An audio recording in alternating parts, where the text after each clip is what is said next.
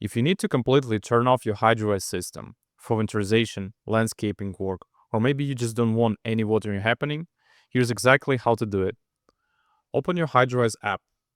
At the bottom on the screen, tap the Actions. In the menu, you'll see the option Turn the controller off. Tap that. Confirm the action. Once confirmed, you'll notice all your zones are faded out.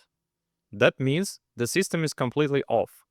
No scheduled watering will run. If you refresh the home screen, you'll see a notification at the top saying the system is off. To turn it back on, you have two options. You can tap that notification and select Turn Controller On, or go back to the Actions and press Turn Controller On from there. Once confirmed, your zones will no longer be faded out, which means your irrigation schedule is active again. And keep it in mind, this is different from suspending a specific zone.